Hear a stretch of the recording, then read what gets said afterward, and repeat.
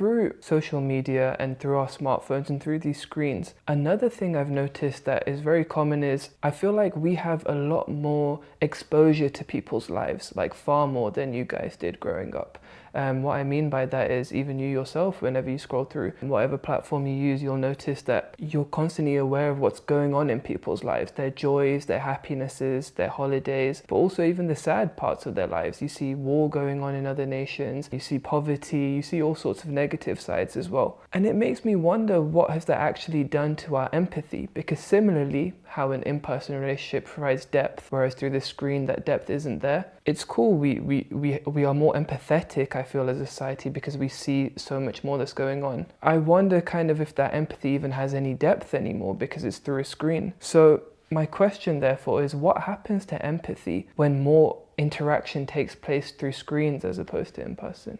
Of course, we become more empathetic to people we know. So before, because we only knew our local geography and people around us, and we didn't know anything about people in different country or different culture, different religion, different race. So now through social media, we are able to see the stories and whatever our interests are. So people with the similar interests would kind of get feeded up through our social media feeds. And we are able to see their personal lives, the stories, the way they live normal lives. So of course, our exposure to the rest of the world has improved.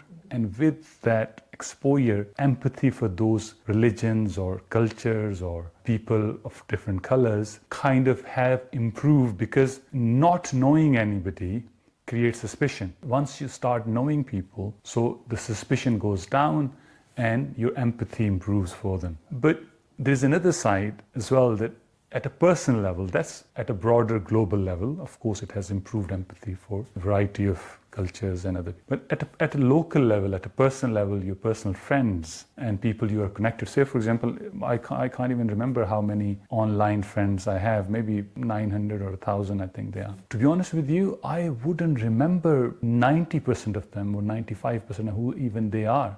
I wouldn't even, or maybe I'm the type I wouldn't scroll through who is my friend, listen. Or only the few who maybe stay connected, who will phone me or who kind of sometimes message me. So I would know them as personally, or I would know that they are still connected to me. So the same way, even the ones, say for example, somebody only stays connected over the phone or over WhatsApp. They're sending you messages, they're sending you their reels and whatever. Well, sometimes you do feel a bit of empathy for them, I think, that somebody especially who kind of keep updating you, especially. So you feel that kind of connection to them, that okay, they are up to this or this, as long as they're calling you. But if you only see people on social media such as Facebook or Instagram and all that, that doesn't, I think, the empathy of personally seeing somebody, listening to their stories, interaction, understanding their body language, seeing them growing older or younger, looking good or bad, or whatever their feelings are about their particular situation. I think that is a lot more important, and for especially empathy purposes and kind of